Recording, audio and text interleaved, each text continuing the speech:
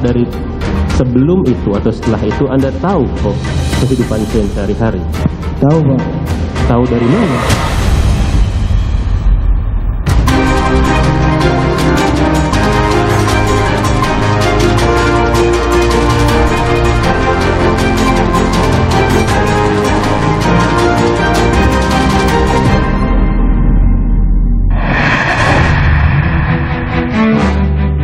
Sidang kasus penganiayaan David Ozora menghadirkan saksi dan ahli meringankan terdakwa Mario Dandi dan Shane Lucas. Pusat Polisi Militer TNI resmi menahan Kabasarnas dan anak buahnya atas kasus suap pengadaan alat-alat di Basarnas. Kasus polisi tembak polisi kembali terjadi. Bribda Ignatius polisi yang bertugas di Densus 88 anti teror tewas tertembak rekan sesama polisi. Halo saudara, bagaimana kabar Anda? Semoga Anda selalu sehat. Selama 30 menit ke depan, laporan khusus akan menghadirkan informasi penting dan menarik lainnya. Bersama saya, Gracia Adur, inilah laporan khusus selengkapnya. Saudara, sidang kasus penganiayaan David Ozora yang dilakukan anak ex-pejabat pajak Mario Dandi memasuki babak baru. Pengadilan Negeri Jakarta Selatan menghadirkan saksi dan ahli meringankan kedua terdakwa Mario Dandi dan Shane Lucas. Ahli kejiwaan menyebut faktor kekerasan dapat dipengaruhi pola asuh lingkungan keluarga. Perdebatan hakim dengan saksi ahli pidana terkait penafsiran penganiayaan berat dan terencana pun sempat terjadi di persidangan.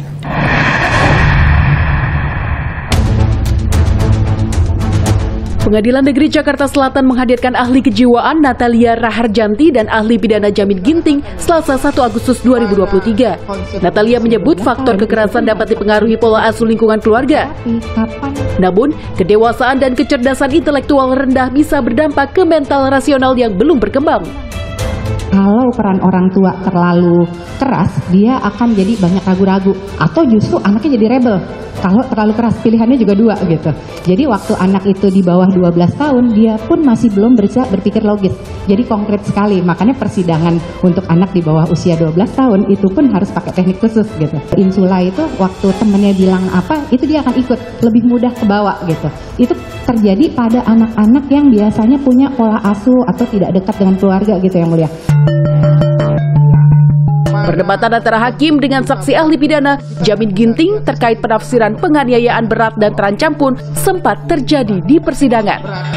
Saya untuk memastikan, jangan seolah-olah dalam arti kalau sudah pakai alat tidak termasuk itu dalam mempersiapkan melukai berat. Coba kalau Mike Tyson itu nggak perlu alat pun dia bisa melukai orang berat. Seperti begitu, gitu. Ya, ini ya. Iya kan? Iya, tadi saya sudah sampaikan tadi. Ya itu makanya jangan difokuskan ke gitu. Mempersiapkan alat. Tadi itu bagaimana dia kalau memang melukai berat itu tergantung kepada caranya. Atau gini aja, menurut ahli kesimpulannya, kalau orang yang sudah tidak berdaya, namun masih tetap dilakukan pemukulan, itu termasuk melukai berat atau tidak itu dulu, menurut ahli. Saya nggak bisa menilai tentang dia tidak berdaya atau seperti apa ya.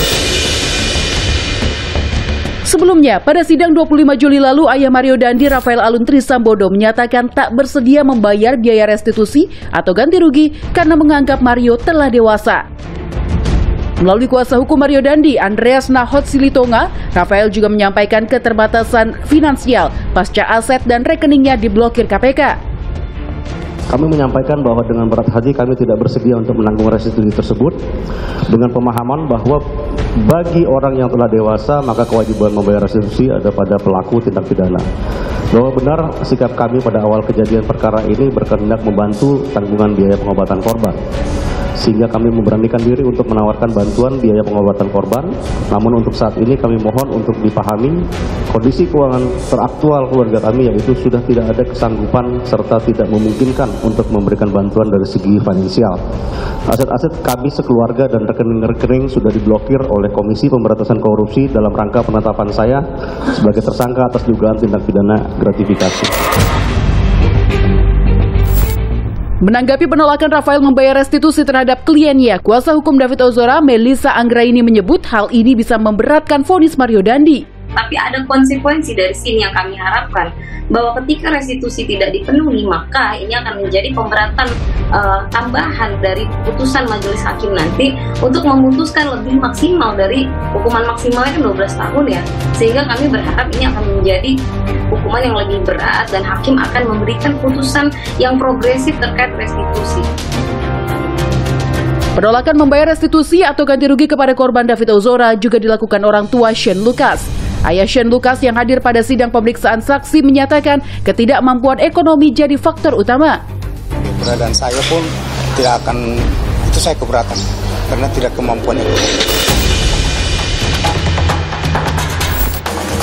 Sebelumnya, terdakwa Shane Lucas menghadirkan saksi meringankan, yakni sahabatnya Elcio Aristo Farel. Menurut saksi, Shane bukan sosok temperamental dan cenderung humoris. Apakah saudara saksi tahu kalau Shane punya sifat yang sangat temperamental? Sifat temperamental sih enggak. Temperamental atau gampang marah maksudnya? Ya, enggak. Orangnya nggak gampang marah. Orangnya tenang aja. Iya, paling kalau marah dia kan suka bikin lucu-lucu doang, Pak. Oh, lucu-lucu aja. Iya. Berarti dia sangat humoris gitu ya? Iya, benar, Pak. Oke. Saksi Elcio Aristo Farel sempat dicecar jaksa terkait pengakuannya Shane tak pernah berkelahi. Anda intensitasnya jarang-jarang. Dari mana saudara bisa yakin bahwa Shane itu tidak pernah berantem, tidak pernah berkelahi, tidak pernah tawuran? Dari mana saudara bisa yakin? Karena saya dulu tinggal di rumah Shane. Tinggal di rumah Shane selama 3 bulan. 3 bulan. Apakah dari sebelum itu atau setelah itu Anda tahu kok kehidupan Shane sehari-hari? Tahu, Pak. Tahu dari mana? Kan saya kalau pulang sekolah selalu main ke tempatnya dia, Pak. Setelah 3 bulan Anda menginap di situ. Sebelum 3 bulan dan setelah 3 bulan itu, komunikasi saudara kan jarang-jarang. Ya kan? Ini untuk belakangan ini aja, Pak. Kalau misalnya komunikasi jarang-jarang. Kalau dari dulu saya masih suka WA, sering belakangan ini tuh dari kapan? Dari pas lulus sekolah itu saya udah cuma say hi doang.